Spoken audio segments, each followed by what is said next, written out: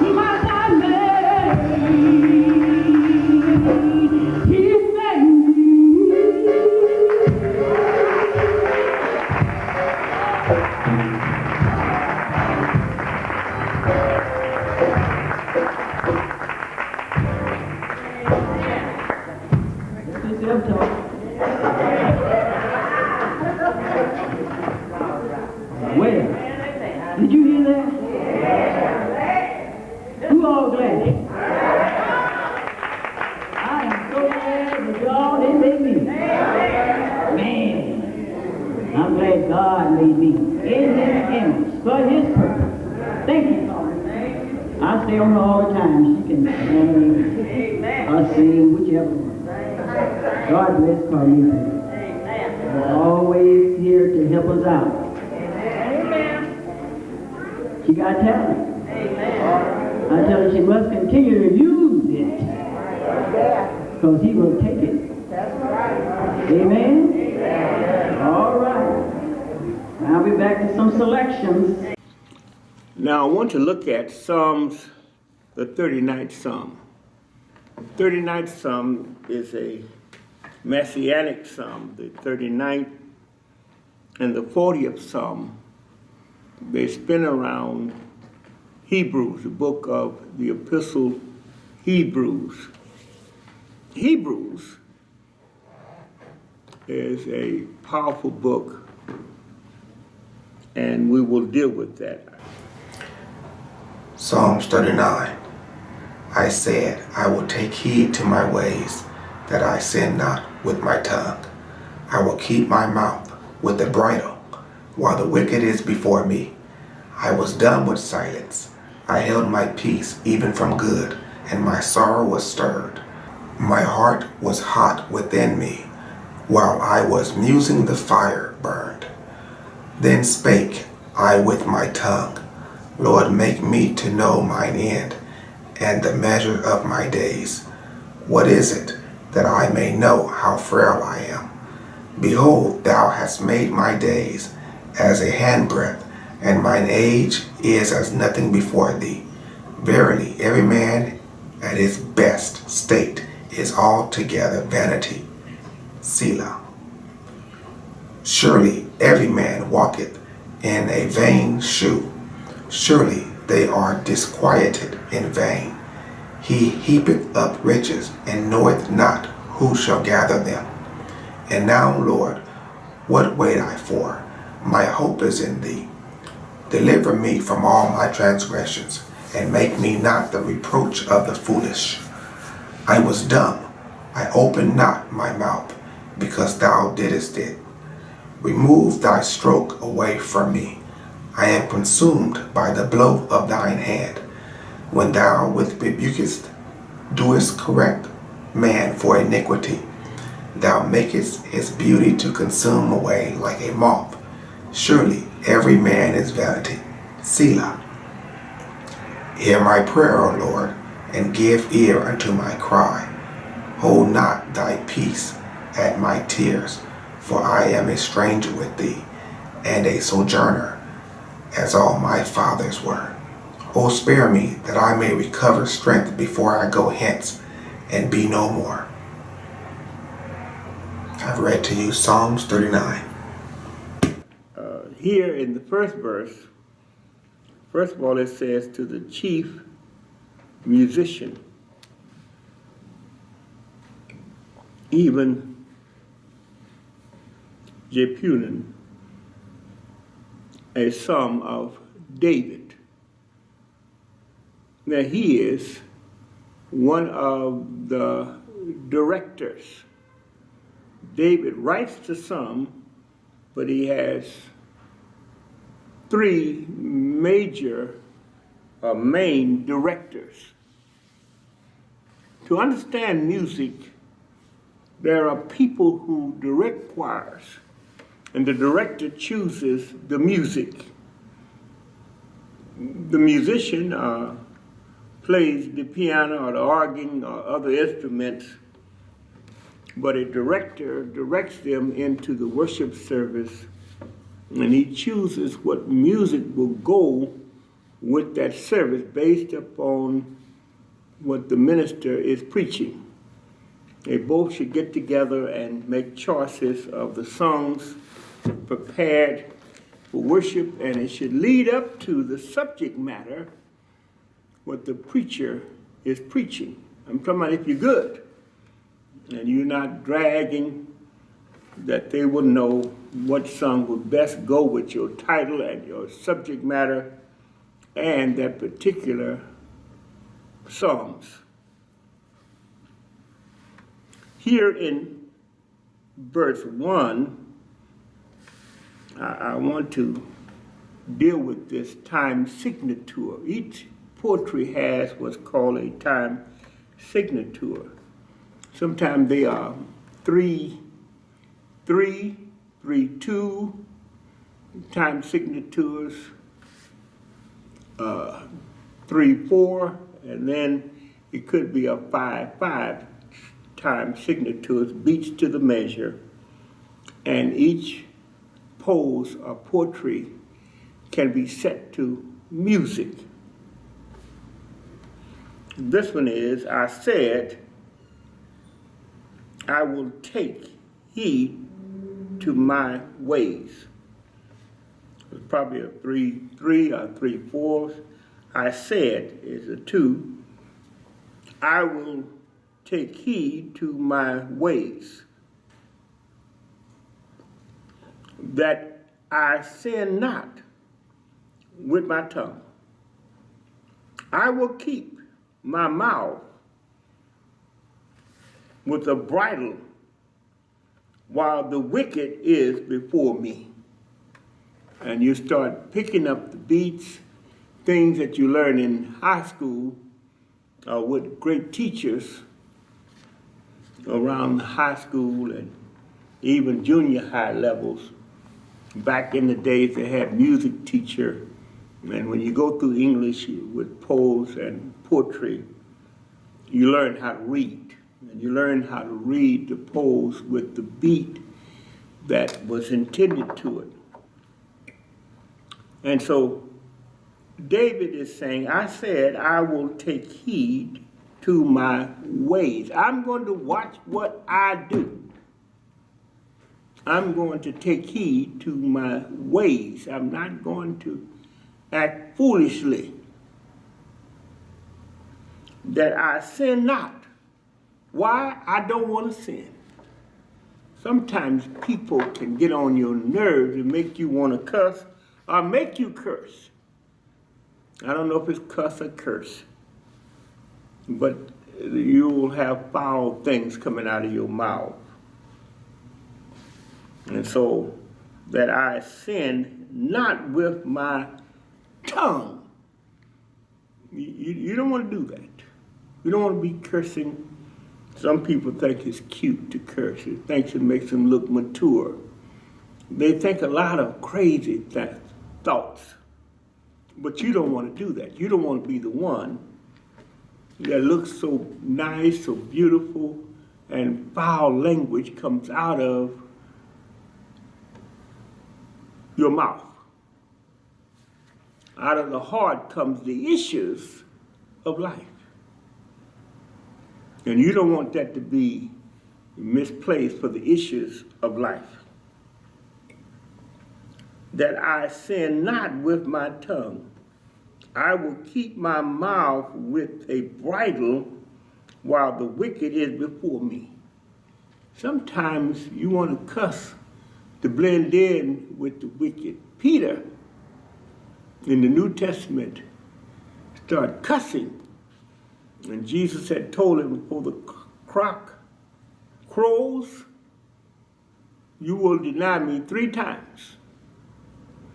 And so the young maiden says, yeah, you one of them. And he had to cuss to let him know, I ain't one of them. I'm not a believer. Sometimes we think cursing stops us from being a believer. Some people don't understand what's going on in our life until we curse them. Some people have to be cussed out to get it. You're being nice and they can't get it because they don't want to get it. They want to believe what they want to believe. They don't want you interfering with their niceties. But you'll discover cursing sometimes is what many of our people comprehend. They love being cursed out. Lord have mercy. Pray with me while I talk. I will keep my mouth with a bridle. Sometimes you bridle your tongue because you can't, the truth hurts. You can't tell everybody the truth because the truth hurts. Is my dress on backwards? Yes. Why didn't you tell me before I left home? Is this wrong? Is that wrong? I hope you get the picture.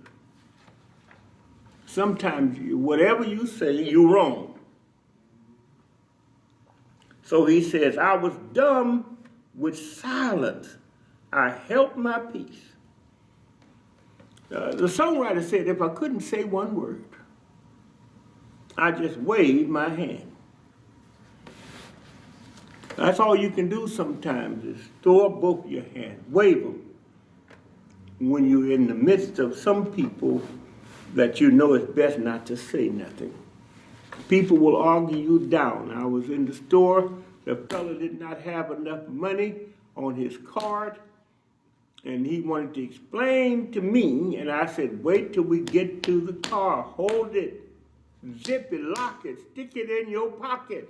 I gotta tell you, what is it? You in the midst of strangers, people you don't know, what are you telling me? I don't want to hear it.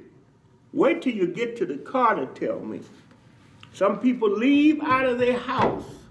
And as I walked out of the house many times, my children and wife or whoever would yell, where are you going? And she wants me to tell the neighbors and her, where am I going? I just left out of the house with you. If you wanted to know, why didn't you ask me while I was in the house? It caused me to turn around and go back in the house and say, cut this out. Get a grip. Stop telling the neighbors I'm leaving. And then when I will be back. We don't do this. We're not in the country. We're not in some backwoods where nobody else is around. Nobody cares. You don't announce where you're going. You don't tell everybody over the phone what's going on in your house. How many people live in your house? Why? Who are you? You don't give out that information. And so David had to bridle his tongue. Even though somebody's saying, where are you going? When you going to be back? That was a discussion they should have had with you when they understood you were leaving, but it just dawned on them you're leaving, and they are slow. And they just caught on. Now they want you to break it down to them as you're walking away to your car and tell all the neighbors where you're going, when you're going to be back.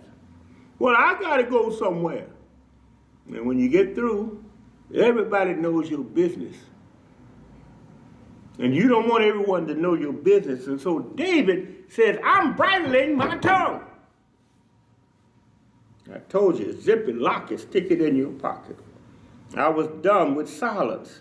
I held my peace, even from good. And my sorrows were stirred. Notice he says, my heart was not within me while I was missing the fire burned. Then spoke I with my mouth. I was on fire on the inside. Some people can burn you up. You got to tell them over and over and over again, and they still don't get it. I told you, sometimes you got to cuss them out before they can get it. I'm sorry. I didn't know. I forgot. You ain't forgot nothing. You don't want to change your ways. And that's what he says first. Take heed. I will take heed to my ways. They don't want to take heed to their ways. You're taking it to your ways. But others don't want to take heed to their ways. They don't see why they need to change. Ain't nothing wrong with me. Something is wrong with you. You got it backwards. You messed up. But they don't even comprehend what they're saying, what they're doing. And so he said, my heart was hot within me. Some things just best not to say anything when your heart is hot. It's on fire. You just want to tell people off, give them a piece of your mind. But you better keep that piece because you don't have very much. Don't give away the peace. That might be the peace you need. Oh, help me, Lord Jesus. I was missing the fire burned. Then I spoke with my tongue. And what he does is make a request of God. Notice in verse 4, he requests something from God. Lord, make me to know my end. I want to know how long do I have? Not to be in control. No, not to try to have my time where I can get everything done. I want to know my end. That's what he did. Lord, make me to know my end and the measures of my days. I mean, how long do I have? What it is that I may know how frail I am. He realized that life is very frail. It's just a breath. It's not long. We're just here for a short time, and he realized life is just a breath, a vapor. We're here today and gone today. Not here today and gone tomorrow. We're here today and gone today. And so, help me to know my end. I'm going through something here. There's a lot of teaching going on, but very little learning. I've been teaching for a long time, but nobody is learning. Sometimes you might be a great teacher, but teachers can tell you nobody is learning. You got to do a one-on-one and hope that they get it, and you got to do it 2 or 3 times, orientation and reorientation, and orientation and reorientation. I got it. They don't have it. You got to practice what you preach. Practice what you've been taught. They don't want to. They want to stay the way they are, because nothing is wrong with the way I am. I'm in a rut, and you mess with me, I'm going to pull you down in the rut with me, because I love this rut. Oh, Lord, have mercy. You trying to get them up out of the rut, and they're fighting you tooth and nail to stay in the rut. They want to, my way, it's my way. I want to do it my way, my way. Your way is backwards. Your way leads to destruction. You need to change your ways. Guard your ways.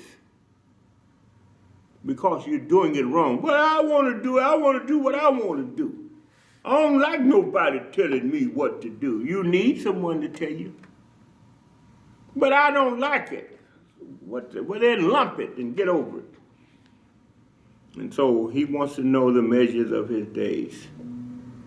So he says, behold, look, thou hast made my days as a hand breadth. I'm just a hand breadth. It's just a short period of time. You made my days a hand breadth, and my age is as nothing before thee. Verily, verily, verily, every man at his best state is altogether vanity. It got Ecclesiastic written all over it.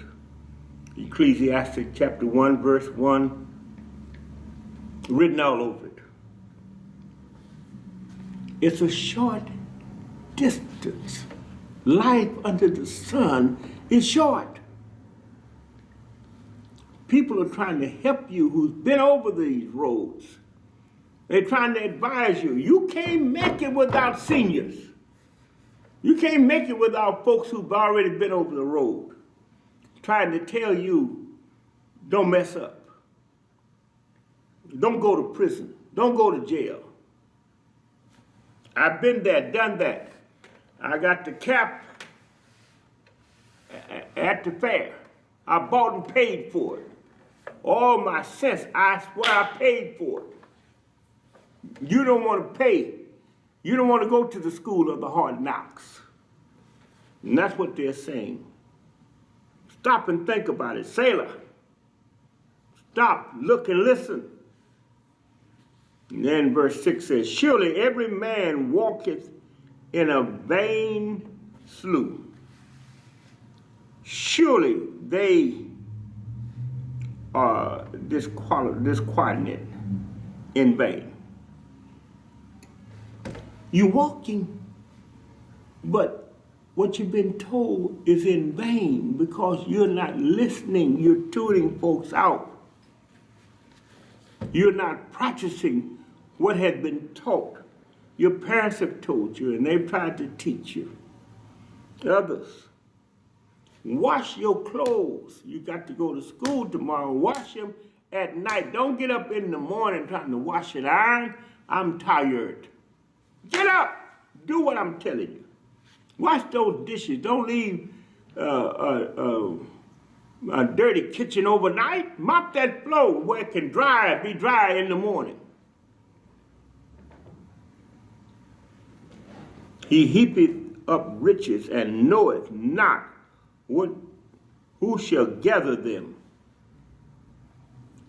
All these nuggets that our parents have given us to go forward, that's old fogeyism. Some people know they got company coming to the house and gather up all of the stuff in one room and carry it to another and put it there to make the living room look good. You got to work at it. You got to work at keeping your place clean. You got to work at it. You got to work at it before people get there. But they're telling you about what you got to do. Surely every man walketh in vain. Verse 7. And now, Lord, waiteth I for? What waiteth I for? Now, Lord. And now, Lord, what waiteth I for? What am I waiting on? Life is short. What am I waiting on? Well, he tells you what he's waiting on. My hope is in thee. Life without hope is not worth living. I wish I could tell you, my hope is built on nothing less but Jesus' blood and righteousness. I dare not trust the sweetest frame, but wholly lean on Jesus' name. On Christ. It's a solid rock. I stand. All other grounds is sinking stand.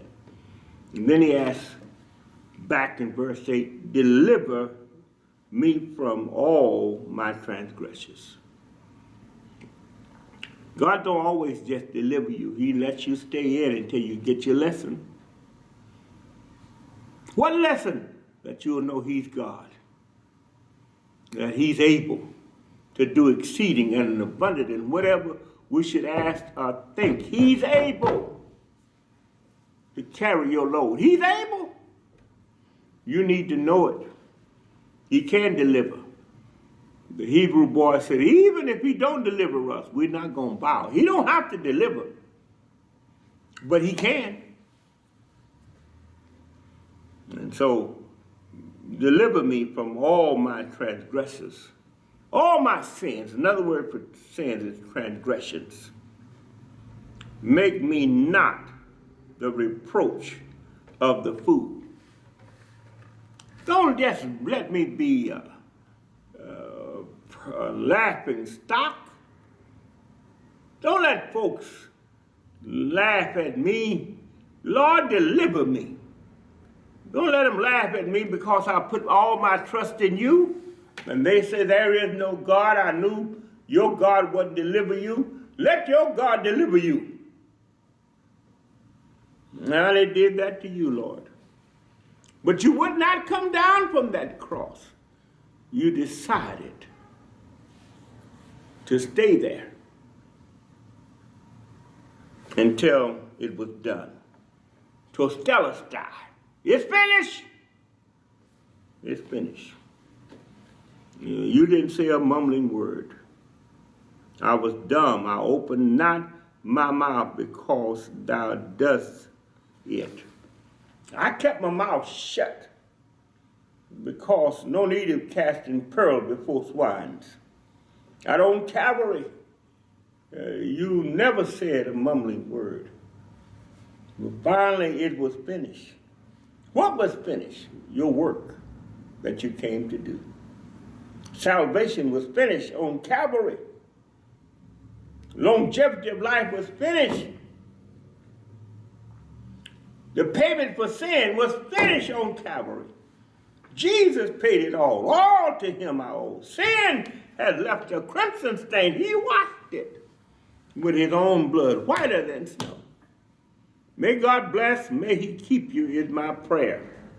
I just want to let you know that it's a good God.